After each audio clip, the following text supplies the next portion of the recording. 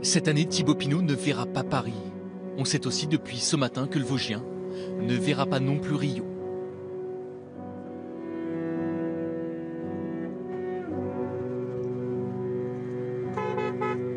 Ouais, enfin en premier c'était le Tour quand même avant les Jeux.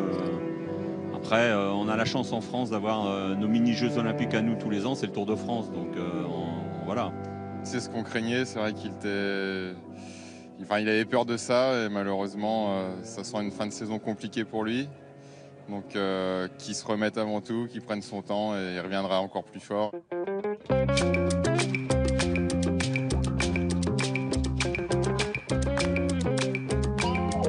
Si vous êtes en week-end prolongé, le vainqueur du jour, c'est encore lui, Mark Cavendish. Si pour vous les vacances c'est déjà fini, le maillot jaune c'est toujours lui, Chris Froome. Le retour au boulot c'est lundi, alors on lâche les dossiers et on profite du film du Tour.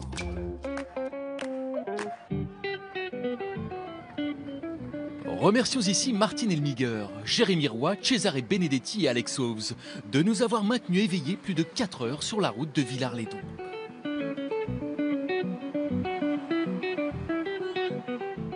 Cap au nord, la migration du peloton se fait en douceur, 33 km/h de moyenne au cours des 3 premières heures, un rythme de facteur pour les 185 coureurs encore en course. Pas aidés par un fort vent de face, les 4 doux rêveurs ont une chance d'aller au bout. Un peu, beaucoup, pas du tout en fait.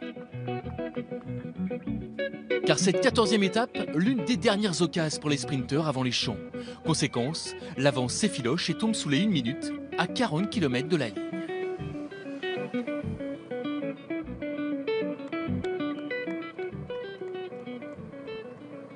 J'avais pas envie de passer une journée trop longue dans le peloton, comme il y a eu sur Angers. Puis il fallait repartir de l'avant aussi au sein de l'équipe suite à l'abandon de Thibaut. Donc voilà, j'ai profité de la journée et j'ai pris beaucoup de plaisir avec le public acquis à ma cause, vu que j'étais le seul Français devant. Donc c'était très sympa, j'ai pu en profiter énormément. À 10 km du but, le quatuor devient trio. Le Californien Alex Hawes, maillot vert, comprend le premier qu'il est inutile d'insister.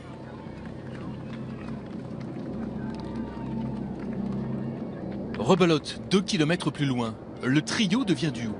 L'Italien Benedetti, maillot noir, se fait à son tour une raison.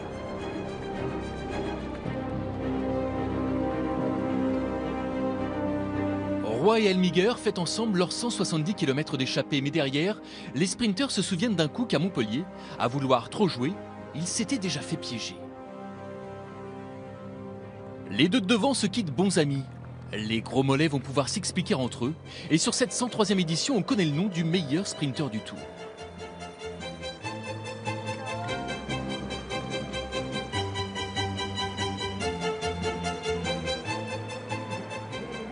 C'est Marcel Kittel qui emmène devant un Mark Cavendish qui a déjà gagné 3 fois et qui semble impressionnant. Mark Cavendish, à moins que Alexander Christophe n'embarque Cavendish. Mark Cavendish. L'Anglais signe sa 30e victoire d'étape, la 4e sur ce tour. Drôle d'oiseau que ce Cavendish. 4 étapes et 5 Tours de France le séparent maintenant d'Eddy Merckx. Je suis comblé, il reste encore 2 sprints possibles, Berne et les Champs-Élysées. Mon record, c'est 6 victoires sur un tour. Je vais essayer de faire aussi bien. Un succès pas vraiment du goût de Marcel Kittel. L'Allemand se voyait déjà lever les bras comme à Angers. C'est raté.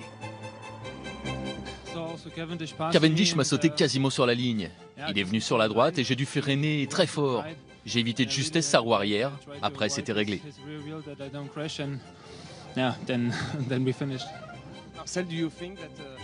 Marcel, vous pensez que Cavendish a fait une erreur? Ce n'est pas à moi de répondre. L'autre info, c'est le retour au premier plan de John Degenkolb. Grièvement blessé à l'entraînement en février, le sprinter allemand termine 4e, à suivre de près d'ici Paris.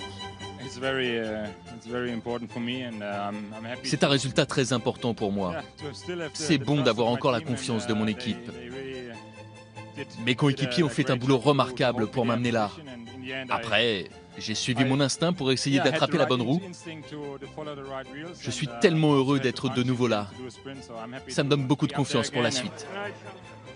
Brian Cocard, le coq vainqueur au Parc des Oiseaux, c'était trop beau. 3e à Saint-Lô, 2e à Angers. Le Français termine 7e. Toujours pas de victoire française sur ce tour. Ouais, une grosse déception, c'est une déception après une grosse Je sais pas, c'est pas vraiment des arrivées qui sont pile faites pour moi. Après, je pense pouvoir rivaliser avec les meilleurs, mais après, à 300 mètres, en étant 10e, on ne peut plus jouer à la victoire. Au classement général, voilà déjà une semaine que Chris Froome porte le maillot jaune. C'est toujours le même disque depuis 3 ans.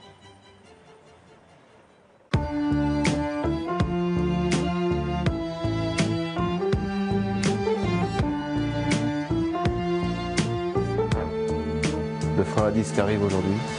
Ça, c'est une évolution logique puisque le frein à disque, c'est quand même un freinage plus précis. À l'époque, j'aurais aimé le frein à disque pour freiner plus tard, pour freiner plus propre. Non, et vraiment, il y a de l'optimisation. Un frein à disque, on ne touche pas à la jante. Donc il y a une jante qui reste rigide. On peut tomber sur un petit caillou, un petit trou, la jante se voile, on peut continuer à rouler. Et à mon avis, le vélo de demain ne se passera pas du disque.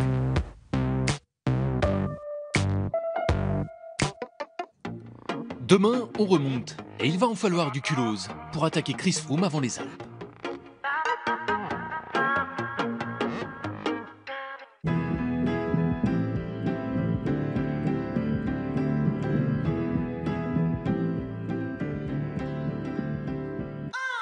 I saw